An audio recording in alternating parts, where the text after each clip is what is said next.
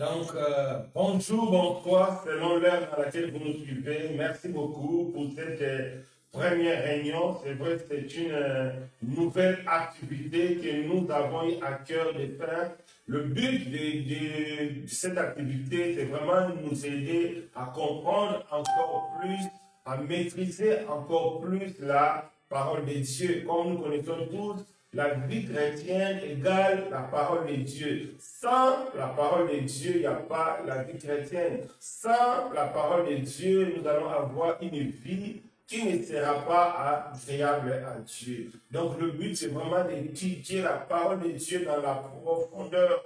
Il y aura des questions, vous pourrez aussi poser des questions pour les gens qui vont nous suivre en direct. Donc, il y a aussi d'autres personnes autour de nous aussi qui vont aussi poser des questions, toujours dans le but de l'édification. Pour notre premier thème, donc, nous allons voir le fondement de la foi chrétienne. Le fondement est très capital parce que quand on parle de la foi chrétienne, c'est comme une maison. Des fois, la Bible nous compare à des maisons. Et nous connaissons tous une maison sans fondement, c'est une maison qui ne va pas tenir. Donc, le fondement est très capital. Donc, nous allons prendre notre verset de base. Donc, le fondement, c'est dans le livre de 1 Roi 5, verset 17. Donc, 1 Roi, c'est dans le Nouveau Testament. Et c'est dans l'Ancien Testament. 1 Roi 5, verset 17. Donc, 1 Roi 5, verset 17. On va lire la parole du Seigneur. 1 Roi 5, verset 17. Si la sœur, tu peux nous lire, je vais seulement lire à haute voix. 1 Roi 5, à partir du verset 17.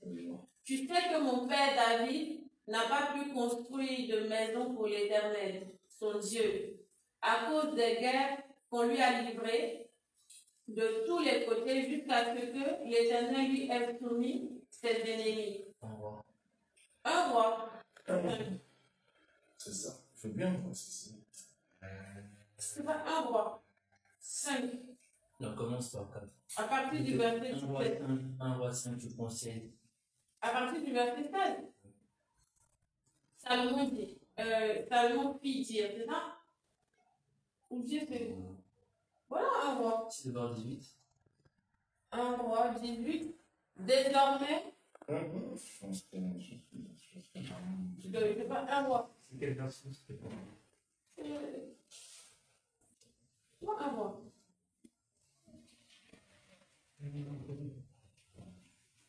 Un roi.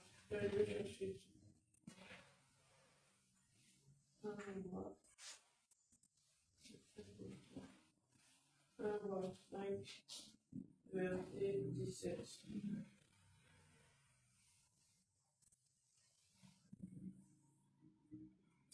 En tout cas, check une version.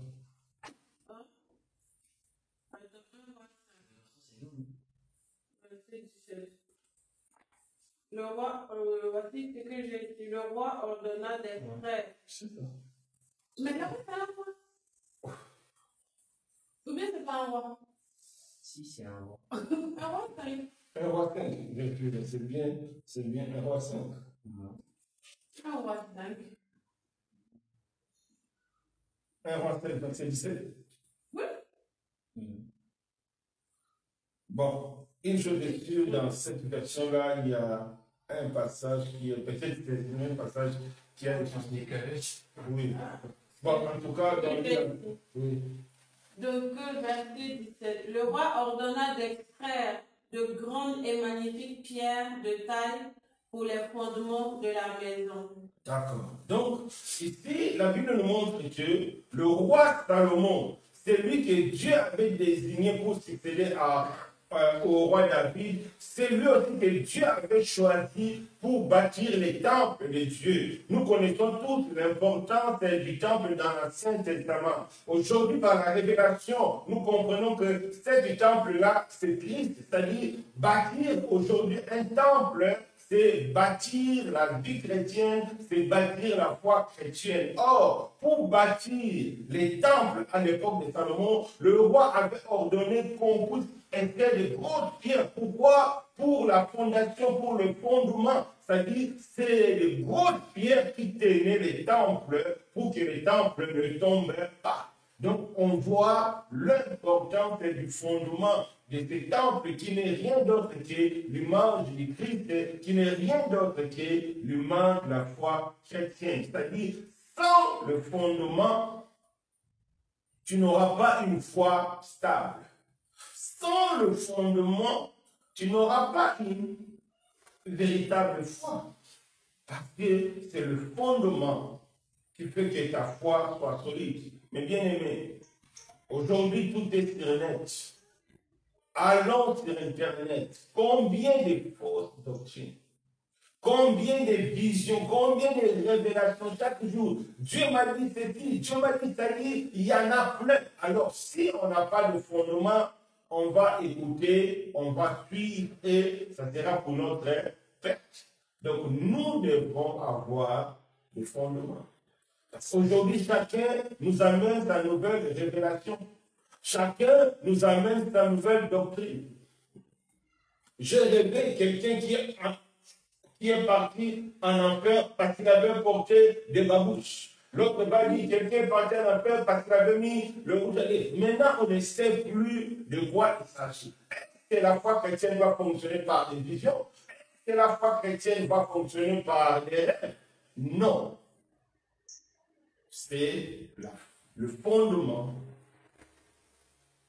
important pour que la foi chrétienne puisse fonctionner. Donc, c'est vraiment important. Donc, on peut encore lire 1 Corinthiens 3. 1 Corinthiens 3. Verset 13. 1 Corinthiens 3.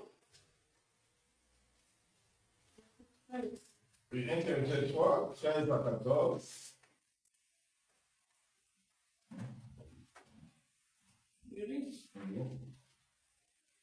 Car le jour le fera connaître parce qu'elle se lèvera, la fera connaître parce qu'elle se lèvera dans le feu. Et le feu éprouvera ce qu'est l'œuvre de chacun. Si l'œuvre bâtie par quelqu'un sur le fondement subsiste, il recevra une récompense. Bon, tu peux continuer 15. Si l'œuvre de quelqu'un est consumée, il perdra sa récompense. Pour lui, il sera sauvé, mais comme au travers du feu. Donc, ici, l'apôtre Paul nous parle, nous les chrétiens, parce qu'il y a une réalité dans la foi chrétienne. Tous les chrétiens au ciel ne seront pas pareils. Il y a des récompenses. Et Pierre nous explique les récompenses, c'est en fonction de notre travail sur la terre. Le récompense n'a rien à voir avec le salut. Tu as déjà le salut par la foi en Christ. Maintenant, notre manière de travailler, notre manière de bâtir la foi chrétienne, l'œuvre chrétienne, et là, Dieu va nous donner des récompenses. Maintenant, si tu as bâti l'œuvre de Dieu ou bien ta foi sur des choses pas solides, la Bible dit ça va partir, donc tu n'auras rien du tout. Donc tu seras trouvé comme quelqu'un qui est passé par le fait que tu es brûlé, tu n'as rien du tout. C'est vrai, tu seras au ciel, mais avec rien du tout. Donc c'est important. Et la terre parle me dit qu'il vaut mieux déjà être au ciel. Maintenant, si tu es au ciel, tu vas chercher autre chose. C'est toujours comme ça la vie. Donc, tout le monde dit que non, vaut mieux avoir une moyenne. Mais si tu as la moyenne maintenant, on va chercher une bonne moyenne. Donc, c'est ça. Mais la bonne moyenne. Et ici, c'est comme on travaille pour une récompense en plus de notre travail normal. Oui. Mais quand on est au ciel, on n'aura pas besoin de chercher autre chose parce qu'on sera déjà dans une joie qui sera une joie parfaite, qui nous suffit à nous. Il y aura, parce que le fait de chercher autre chose, On peut dire que c'est aussi une forme de jalousie qu'on fait. Non, au ciel, il n'y aura pas de jalousie, il n'y aura pas de péché. On ne pourra pas oublier, On ne pourra on pas ne pourra dire. pas désirer. Oui. Donc on ne va pas chercher autre chose au ciel. Et si Dieu a créé des récompenses, c'est que Dieu va mettre en nous des désirs. Dieu fera que celui qui n'a pas une récompense puisse savoir que j'avais mal fait de ne pas avoir la récompense. Sinon, ça ne sert à rien du tout. Il faut se récompenser. Non, au ciel, il y a des récompenses, il ne faut pas des récompenses On au parle ciel. de récompenses au ciel. Oui, Mais ces récompenses au ciel, nous l'avons par notre travail sur terre. c'est que oui. Donc quand tu vas au ciel et que tu n'as pas de récompense, tu ne seras pas là à envier le Non, mais tu vas rater. Les on récompenses. va arrêter. Oui. Donc, c'est important, alors, donc, nous voyons, c'est vraiment important d'avoir le fondement. Même la Bible dit dans Éphésiens 2, verset 20, nous sommes fondés sur le fondement des apôtres. Donc, c'est important. Donc, on ne peut pas bâtir la foi chrétienne sans fondement. S'il n'y a pas de fondement, tu ne peux pas ériger des longs murs parce que ça va tomber. Donc, c'est très important. Mais bien aimé dans le Seigneur, que nous puissions avoir une bonne foi, une bonne vie chrétienne, doit se reposer sur un bon fondement. Aujourd'hui, nous allons voir notre premier journée, le fondement. Il y a plusieurs fondements. Aujourd'hui, c'est le premier fondement. Donc, le premier fondement de la foi chrétienne, c'est la Bible. La Bible est la parole de Dieu. C'est ça le premier fondement. Pourquoi la Bible est le premier fondement? Parce que tout ce que nous connaissons de Dieu, de Jésus, de l'enfer, du paradis, de la foi chrétienne, tout est dans la Bible. En dehors de la Bible, il n'y a rien du tout. Ce n'est pas les visions que maintenant on écoute de gauche à droite qu'on va fonder notre vie. Non, même les visions, tout doit être vérifié, examiné à la lumière de la Bible. Donc c'est la Bible, même Dieu. Nous connaissons Dieu qu'à travers la Bible. Nous connaissons Jésus qu'à travers la Bible, le salut à travers la Bible, le paradis. C'est-à-dire tout ce que nous connaissons de la foi chrétienne, c'est à travers la Bible. Donc, c'est la Bible qui est le premier fondement de la foi chrétienne. Donc, la Bible est la parole de Dieu. C'est Dieu qui est le fondement. Parce que quand tu parles de la Bible, tu parles de Dieu. Aujourd'hui, malheureusement, il y a des personnes qui fondent leur foi chrétienne hors de la Bible. Ça ne marchera pas. Là, tu es dans le rêve. Tu risques d'aller en enfer parce qu'une foi qui n'est pas fondée sur les Écritures, ça va te ramener tout droit en enfer. Il faut vraiment que cela soit clair. Ce n'est pas moi qui l'ai dit. On va le vérifier. Donc, c'est très important. La Bible est la parole de Dieu. La Bible, c'est le premier fondement. Maintenant, pourquoi c'est la Bible? Première raison, parce que c'est la Bible qui détermine la vraie foi. En dehors de la Bible, tu ne peux pas avoir une vraie foi. Tes visions, tes rêves, ton église, ton pasteur, le miracle, tout ça ne peuvent pas te donner une vraie foi. C'est la Bible qui nous donne la vraie foi. Prenons nos Bibles, donc on va vérifier les Écritures dans le livre de 1 Corinthiens 15, versets 1 à 2. 1 Corinthiens 15, verset 1 à 2. Oui.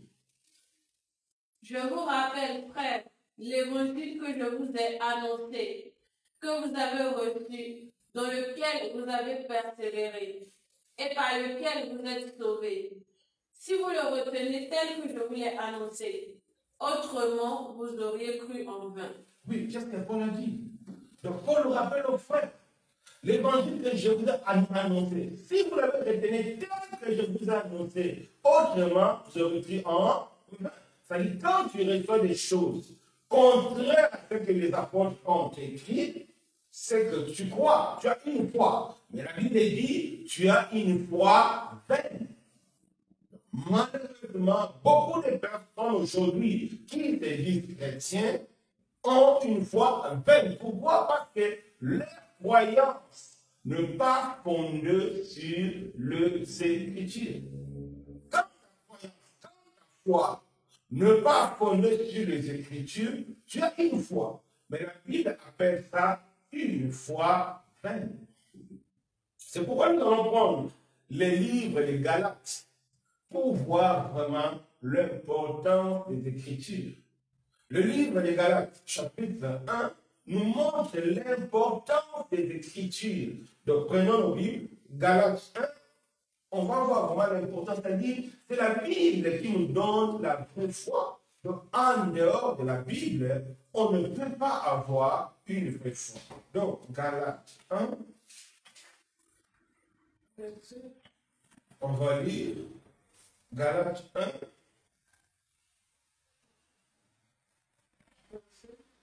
de 1 à 8.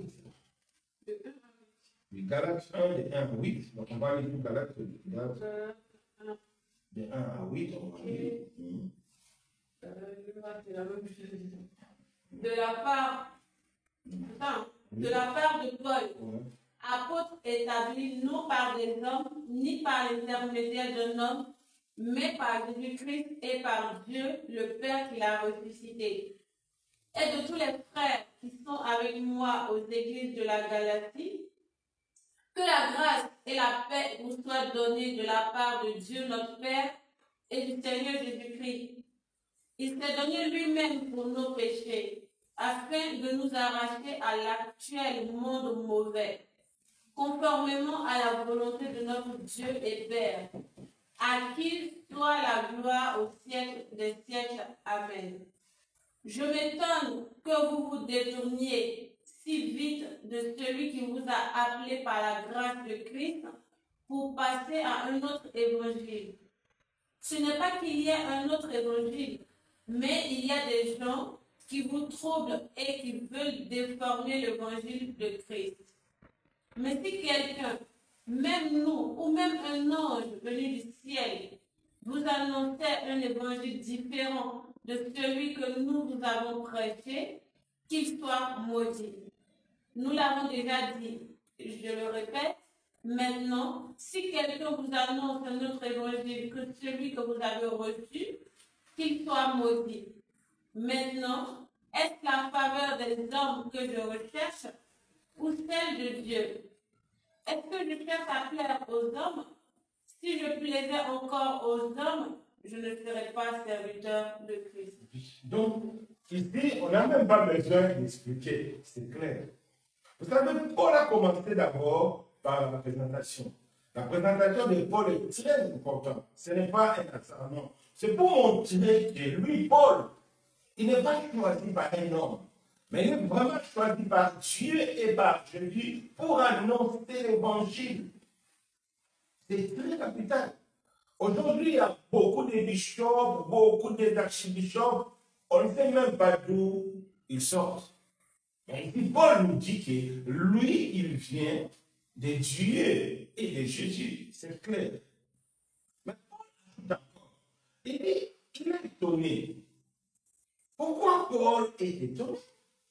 Il est étonné parce que les gens se détournent de l'évangile pour passer à un autre évangile. Paul a dit, il n'y en a pas un autre évangile. C'est-à-dire, il n'y en a pas une autre Bible que cette Bible-là. Il n'y en a pas d'autre Bible. C'est vrai, les diables trompent certaines personnes en disant que non, on a découvert une nouvelle Bible en Égypte, une nouvelle Bible en Turquie. Ça, c'est le jeu du diable. La Bible nous dit, Paul nous dit, il n'y en a pas un autre évangile. Mais Paul est parti encore plus loin. Qu'est-ce que Paul a dit? Paul a dit, même un ange. Tu dors sur toi, tu vois un ange qui te présente comme un ange du Seigneur. Mais si cet ange-là te dit des choses contraires aux choses qui sont écrites, la Bible dit qu'il soit maudit. Paul ne s'est pas arrêté. Il a dit, même lui-même Paul, si Paul revient, il dit autre chose qu'il soit maudit. Donc, ici, l'apôtre Paul place la Bible au-dessus de tout le monde. Il n'y a personne personne sur la terre ici qui va dire que non, moi ici, Paul s'est trompé, ici, Dieu s'est trompé, il devait dire ça. Malheureusement, on écoute les soi-disant serviteurs de Dieu, soi-disant serviteurs de Dieu qui modifient la parole de Paul. Il dit que non, ici c'est Paul, Paul s'est trompé, Paul devait dire ça. Là, c'est faux. Si quelqu'un modifie la parole de Dieu, il est maudit. Si tu fondes ta foi sur les écrits d'une assemblée, sur les écrits d'une doctrine quelconque, tu es maudit. C'est la Bible. C'est la Bible qui le dit. Donc, personne, donc la Bible est au-dessus de tous. Même au-dessus des anges. Donc, un ange n'a pas le droit de venir changer ce qui est écrit. C'est vrai, à nos jours aujourd'hui, si on voit un ange, on va dire que ouais, c'est Dieu même, je suis un super apôtre. Non.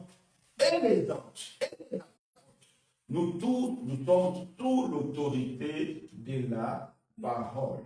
C'est vraiment un aspect important. Avant d'aller loin, est-ce qu'il y a des questions pour les gens qui sont ici? Peut-être ça peut aider les gens qui nous suivent. Je suis en train de chercher un verset, je pense que c'est le bien-aimé Jean qui en parle, mais je n'ai pas trouvé le verset. Là où il dira que tous les épisodes de la vie de Christ n'ont pas été écrits dans la Bible. C'est Jean 20, je crois, verset 30, je crois. C'est Jean 20, verset 30, je crois. 21, 20, Jean 20, verset 30. Jean 20, verset 30, je pense, Jean 20, verset 30. Jésus a fait encore en présence de ses disciples beaucoup d'autres miracles qui ne sont pas écrits dans ce livre. Mais ces choses ont été écrites afin que vous croyiez que Jésus est le Christ, le Fils de Dieu, et que vous croyez que vous ayez la vie en son nom. Donc ma question était de savoir, la plupart des gens se basent aussi sur ces versets pour dire que pour justifier quelques actes ou quelques miracles que nous ne pourrions pas justifier à la lumière des Écritures, que peut-être c'est pas écrit, mais on a le même esprit. C'est-à-dire, si je le fais, on a dit que Christ a fait des miracles qui n'ont pas été écrits. Donc peut-être Christ a dû faire ces miracles-là. C'est aussi ma question ici. C'est très clair. Moi, j'ai déjà pu écouter d'autres personnes qui défendent d'autres doctrines à partir de ces versets en disant que oui, la Bible dit tout n'est pas écrit. Non, nous devons lire la Bible avec la révélation. Beaucoup lisent la Bible sans la révélation. C'est pourquoi ils vont plus loin. Et la Bible dit, si tu vas plus loin, tu n'as pas la saine doctrine. Ici, la Bible est claire. Donc, la Bible dit, il y a eu beaucoup de choses qui sont passées. Mais, il y a des choses qu'on a sélectionnées. Ce qu'on a sélectionné, c'est des choses-là qui vont produire la foi en Christ pour être sauvé.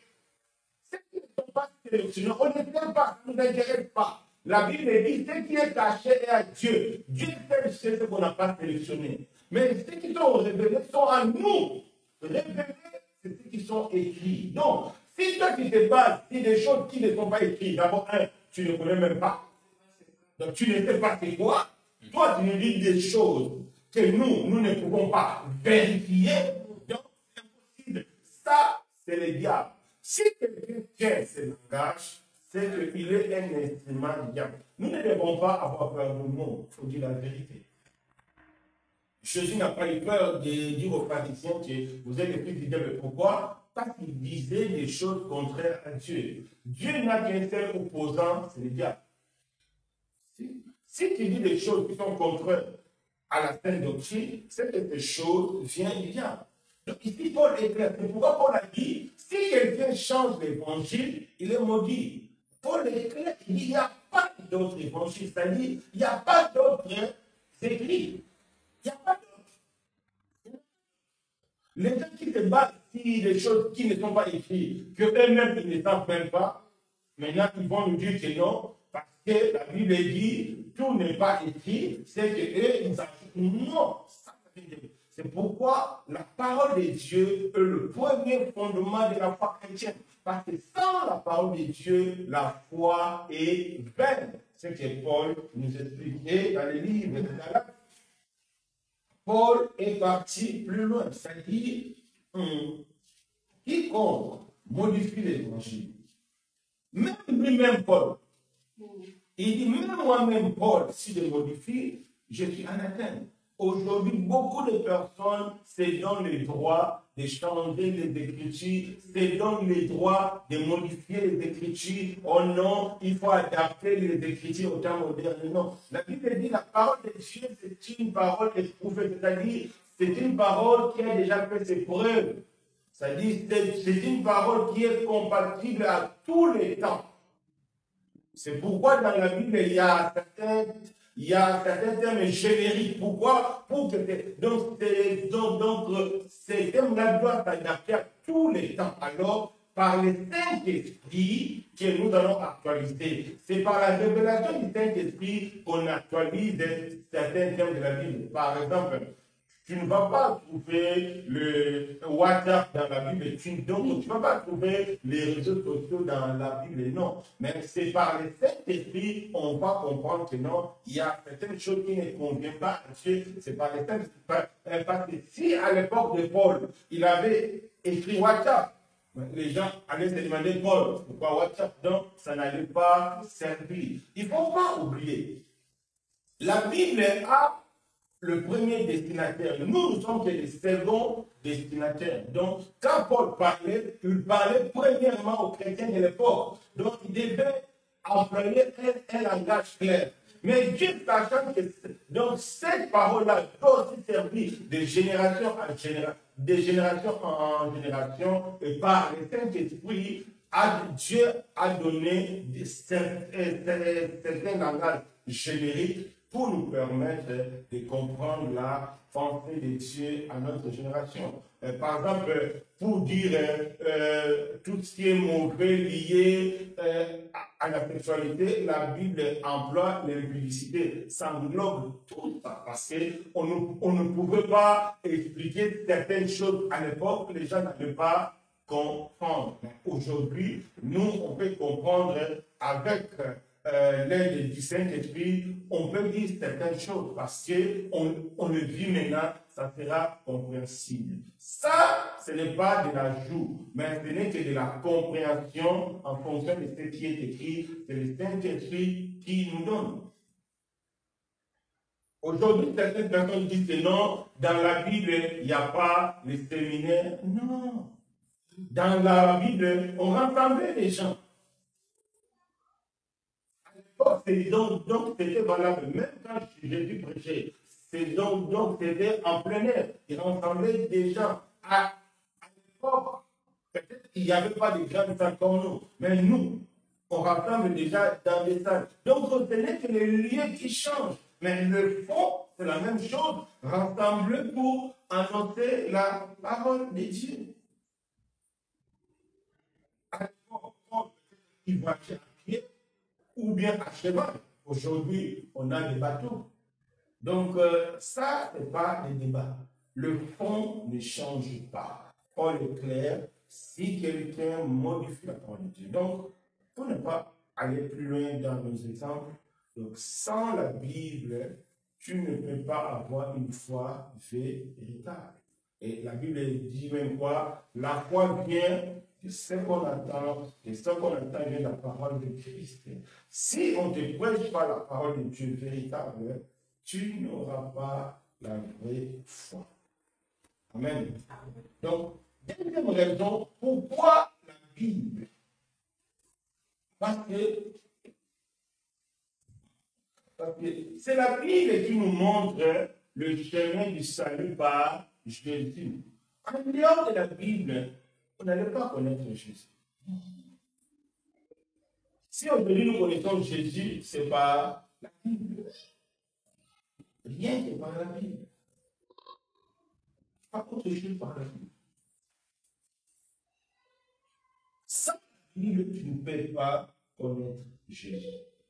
C'est vraiment clair. C'est Jésus qui est la vie éternelle. Bible nous dit, Dieu a aimé le monde, il a donné son Fils unique afin que quiconque croit en lui, qu'il ne périsse pas, mais qu'il soit sauvé. C'est la Bible. Sans la Bible, on n'allait même pas savoir que Jésus est le Fils de Dieu. Sans la Bible, on n'allait même pas savoir que c'est Dieu qui a pris la chair humaine. Sans la Bible, on n'allait pas savoir. C'est Dieu qui a ordonné aux apôtres, aux prophètes, à Moïse, d'écrire. C'est Dieu lui-même. On peut prendre nos Bibles, Exode, dans le livre d'Exode.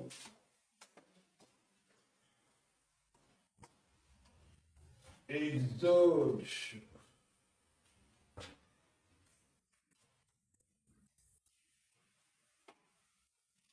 Exode 17.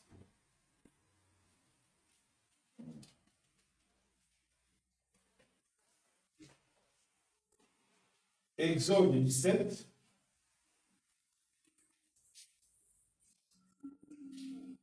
Je vais la fin. Exode 17, verset 14. On peut lire. Oui. L'Éternel dit à Moïse, écris cela dans le livre, pour que le souvenir s'en conserve.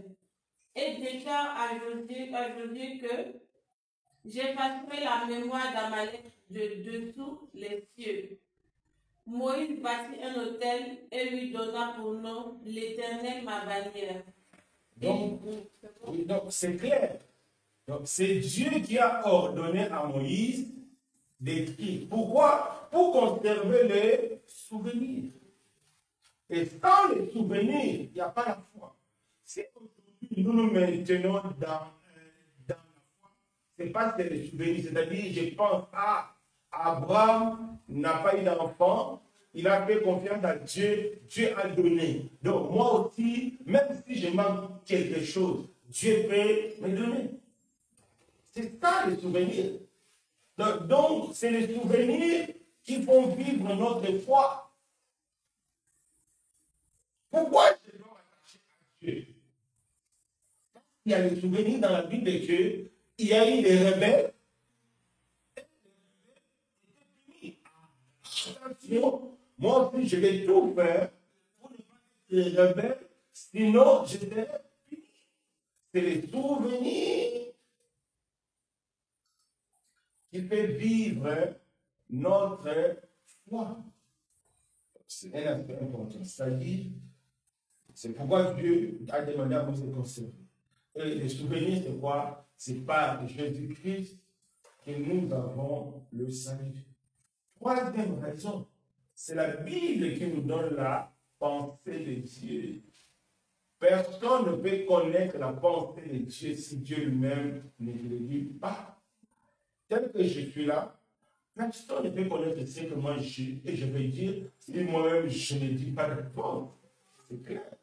Donc, c'est la Bible qui nous donne la pensée de Dieu. C'est-à-dire, tout ce que nous connaissons de Dieu, Dieu a dit ça dans la Bible. C'est pourquoi Dieu ajoute, on peut lire ça, c'est très important, dans 2 Pierre 1, verset 20. 2 Pierre 1, verset 20.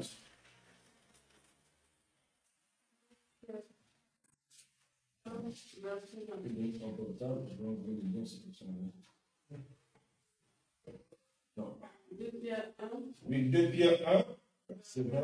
Oui. Sachant tout d'abord vous-même qu'aucune prophétie de l'Écriture ne peut être un objet d'interprétation particulière, car ce n'est pas par une volonté d'homme qu'une prophétie a jamais été apportée, mais c'est poussé par le Saint-Esprit que des hommes ont parlé de la part de Dieu. Donc, la Bible est claire, c'est poussé par le Saint-Esprit que les hommes ont parlé de la part de Dieu. C'est clair. C'est clair. Donc, personne ne peut donner une interprétation particulière. C'est-à-dire, toutes les églises du monde entier doivent avoir une seule interprétation. Ce que nous enseignons ici, si cela est contraire à certaines églises, il n'y a que des choix. Soit nous sommes faux, soit ils sont faux. C'est tout. Donc, toutes les églises doivent avoir le même fond. La forme peut changer, mais le fond de l'évangile, c'est pareil. S'il y a des églises qui prient des statuts et d'autres ne prient pas, il y a un souci. C'est bien, d'un côté, il y a la fausseté. Donc, c'est important de comprendre les choses de cette façon. Donc, personne ne peut donner une interprétation particulière à la parole de Dieu. Donc, tout chrétien, c'est la même interprétation. C'est la Bible qui nous communique la pensée de Dieu. Même si quelqu'un prophétise, il faut qu'il donne la pensée de Dieu. Avant-hier, comme maintenant tout est sur Internet, quelqu'un a écrit, je prophétise, aujourd'hui, si c'est aujourd'hui, tu seras béni, tout ça. Moi, j'ai répondu, mais si quelle base biblique, toi, tu prophétises comme ça, et puis avec assurance qu'aujourd'hui, tu seras béni. Et Dieu t'a dit, parce que quand tu dis, je prophétise, c'est que tu as reçu un ordre de Dieu. Mais quel est cet ordre-là général? Comment nous allons vérifier? Parce qu'il dit, quiconque va lire ce message sera béni. Bon, je ne sais pas, on n'a pas eu des témoignages. Donc, on dit qu'il y a beaucoup d'histoires qui se passent aujourd'hui parce que les gens ne vérifient pas la parole de Dieu. Donc, c'est très important. Et quatrième raison, c'est la parole de Dieu qui console. C'est la parole de Dieu qui donne la paix. Quels que soient les soucis, quels que soient les problèmes, quand on lit la parole de Dieu console. C'est important. Si on a vraiment la foi en Jésus, si on écoute la parole de Dieu va nous consoler. Et cinquième raison, Dieu a tout créé par la parole. Tout ce que nous voyons, tout ce que nous avons, c'est par la parole que Dieu a créé. Rien que par la parole. Donc, c'est très important. C'est pourquoi Paul a dit dans le livre de Galates, même si lui-même il modifie, qu'il soit maudit. Et Paul, vers la fin, je crois vers. Qu'est-ce qu'il a dit? Il est là pour plaire aux hommes ou bien plaire à Dieu. Donc, c'est la parole qui permet que tu sois soit agréable à Dieu ou bien agréable aux hommes. C'est la parole de Dieu. Si tu veux séduire les gens, tu seras agréable aux hommes, tu promets la bénédiction, comme je vois aujourd'hui, c'est lui qui va dire Amen, il sera béni. C'est lui qui va dire Amen, il va recevoir son mariage. Sur Internet, il y a tellement de cadeaux. Tout ça, c'est la séduction. Ça ne vient pas de Dieu. C'est parler de la prophétie, c'est parler de Dieu, c'est ce que les gens ont compris. Quand quelqu'un dit que je prophétise, c'est qu'il a reçu un ordre de Dieu. Et en regardant la Bible, on ne voit pas Dieu donner de tels ordres. Non. Non. Non. J'ai une question. Oui. Concernant la prophétie. Oui. Je lis 1 Corinthiens 14, verset 1. Par conséquent, les langues sont un signe non pour le croyant, mais pour le non-croyant. La prophétie, au contraire, est un signe non pour le non-croyant, mais pour le croyant. Si le bien-aimé Paul nous dit que la prophétie, c'est un signe pour le croyant, et non pas pour le non-croyant. Mais comment ça se fait qu'on trouve, par exemple, un séminaire dans une église où le titre est peut-être prophétie, je ne sais quoi, et que tout le monde, tout est mélangé, que ce soit le non-croyant ou le croyant, mais tout le monde vient pour avoir une prophétie, et même le non-croyant ont de prophétie. Et comment on pourrait expliquer ça? Oui, parce que aujourd'hui, pour attirer le monde, il faut mettre la prophétie. Pourquoi? Parce que la prophétie, tout le monde viendra recevoir quelque chose. C'est la séduction. C'est la séduction. Pourquoi la Bible dit que la prophétie est pour le croyant? Parce que le croyant va vérifier cette prophétie-là. Parce que la prophétie va édifier la foi du croyant. La prophétie va fortifier le croyant. La prophétie va avertir le croyant. Aujourd'hui, la prophétie est devenue une manière d'élever les gens, l'élévation. On va prophétiser des choses qu'on ne pourra même pas vérifier. Aujourd'hui, la prophétie, c'est du marketing. C'est pour attirer. Si dans votre église, on ne prophétise pas, vous n'aurez pas beaucoup de monde. Non. Vous n'aurez pas beaucoup de monde. Parce que quand moi j'ai vu le monsieur ou bien le frère qui a prophétisé que je prophétise que demain vous serez bénis, tout ça. Moi j'ai écrit sur quelle base biblique. Les gens ne font même pas attention. Mais il n'y a que des amen. Tout le monde dit amen, amen, amen, amen. C'est-à-dire les gens participent dans le mensonge. Donc les gens peuvent quand même savoir que amen. C'est quelle base? Donc la prophétie c'est pour le croyant. Parce que le croyant va vérifier. Et parce que le croyant est concerné. Aujourd'hui, la prophétie est pour tout le monde. Le mariage,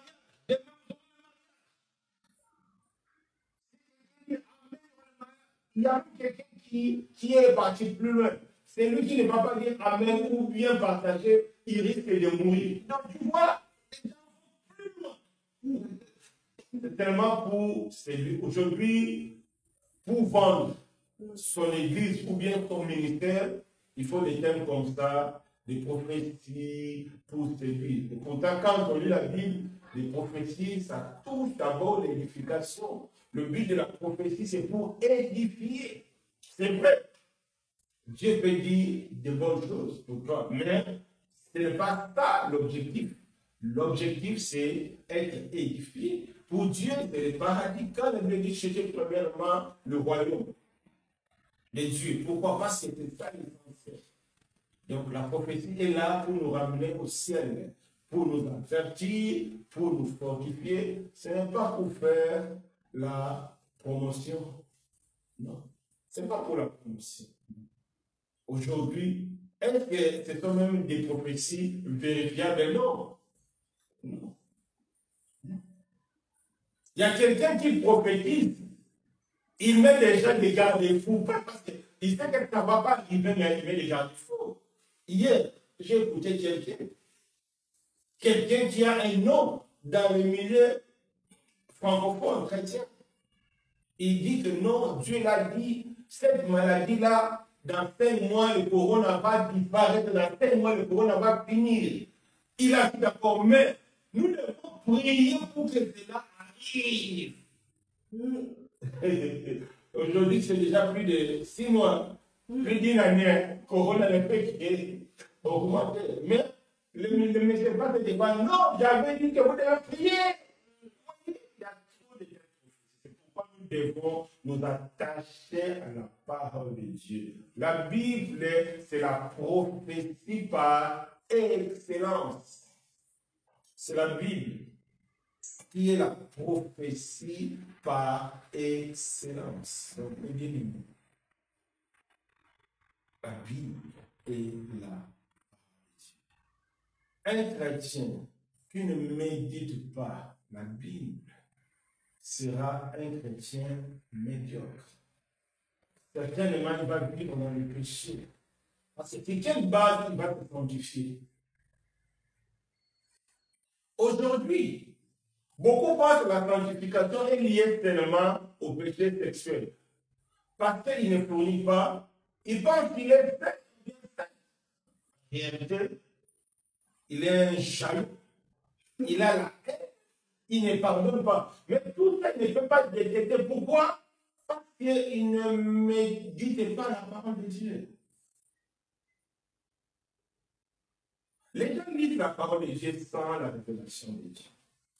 À l'époque de Moïse, quand Moïse était là, Moïse, c'est la personne que Dieu a utilisée pour mettre en œuvre la parole de Dieu. C'est pourquoi, à l'époque de Moïse, Moïse écoutait Dieu de gauche à droite. Pourquoi? Parce que c'est par Moïse que Dieu a commencé la construction de la parole de Dieu. Et la Bible est claire. Après Moïse, était dit Josué. Et qu'est-ce que Dieu a dit à Josué? Josué, tu vas commencer à m'écouter de gauche à droite. Non.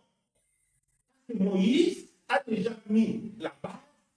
Et après Moïse, c'était Josué. Et Dieu a établi l'ordre. Josué, quel est le livre de la loi? Quel livre? Le livre que Moïse a écrit. Aujourd'hui, certains peuvent te dire, non, Moïse, si tu n'écoutes pas, tu vas finir parce que les gens qui ont désobéi à Moïse, Dieu les a finis. Non, bien aimé. Moïse, c'est les Écritures de Dieu.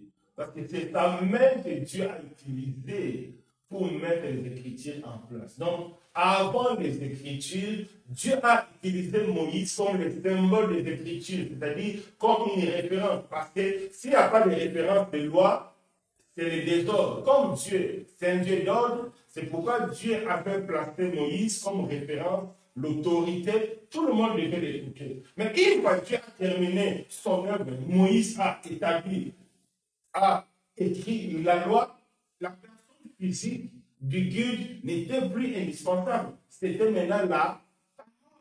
C'est que Dieu a dit à Josué, Josué qui vient tout de suite après Moïse. C'est très bien. Donc aujourd'hui, nous devons méditer la parole de Dieu. Un chrétien qui n'a pas un programme de méditation, c'est un chrétien médiocre.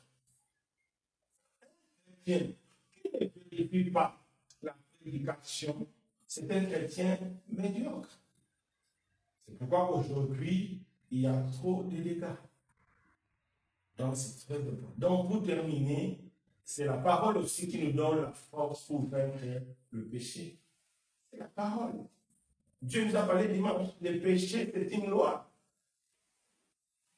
Une loi est annulée que par une autre loi.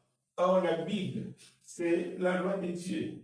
Si tu ne médites pas la Bible, tu vas vivre dans le péché, même dans l'ignorance. Moi, j'ai vu des personnes qui vivent dans le péché sans le savoir pourquoi. Parce qu'ils ne lisent pas la Bible. Donc, pour lui, il est calme. Il est vraiment sincère. Mais il est sincèrement dans l'erreur. Pourquoi? Parce que il ne médite pas la parole de Dieu. Donc, aujourd'hui, on s'arrête là.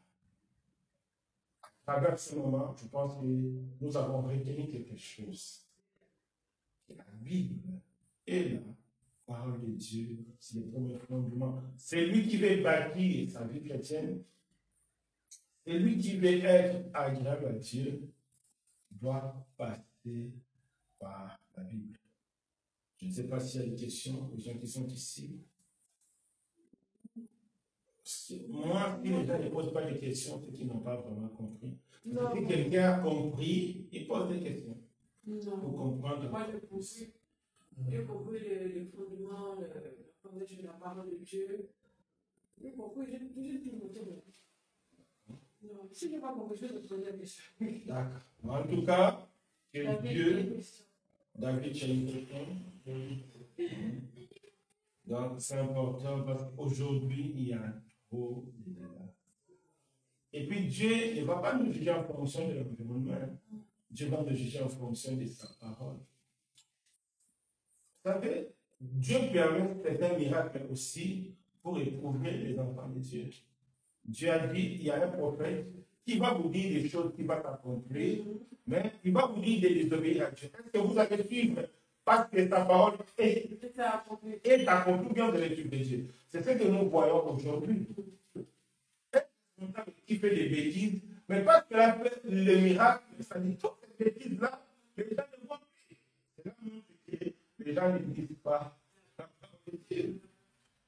Donc, ça saute aux yeux. Si quelqu'un ne lit pas la parole de Dieu, ça saute aux yeux. Ça saute aux yeux. Hier, c'est vrai, ça peut déranger certaines personnes. Il y a quelqu'un qui m'a envoyé une vidéo d'un témoignage, un vrai témoignage. Qui était intéressant. Quelqu'un qui était musulman, puis il est devenu catholique. Il priait Dieu pour que Dieu envoie des prêtres. Et puis, ils ont eu des prêtres.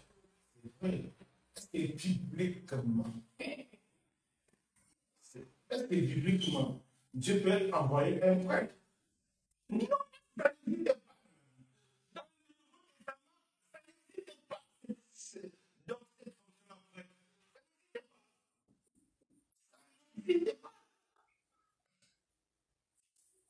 c'est vrai. Quelqu'un va dire que oui, j'ai prié et puis Dieu a fait oui. Ça n'existe pas dans la Bible, cette fonction de prêtre, ce métier de prêtre, ça n'existe pas. Donc, ce n'est pas un témoignage valable. Mais quand tu écoutes, comment la personne qui est musulmane a changé tout ça, mais quand tu vois dans la Bible, ça ne marche pas. Vérifions tout. Ayons un programme de la méditation. Vérifions tous les enseignements. C'est comme Dieu a dit à Jude. C'est important. Amen. Que Dieu nous bénisse. On va prier. Éternel Dieu des armées, fais-nous grâce. Fais-nous grâce, mon Dieu, fais-nous grâce. Nous tous, nous sommes encore loin de comprendre, loin des révélations complètes. Mais aide-nous, Seigneur, notre Dieu. Aide-nous à comprendre ta parole. Aide-nous à ta parole. Aide-nous à lire. S'il y a parmi nous des personnes qui n'ont pas de programme de méditation, fais grâce au Dieu que ces personnes puissent avoir un programme de méditation. Je t'en supplie, notre Dieu. Merci pour ton Église. Merci pour ton nom. Aide-nous, Seigneur. Au nom puissant de Jésus-Christ. Amen. Que Dieu nous bénisse. Amen.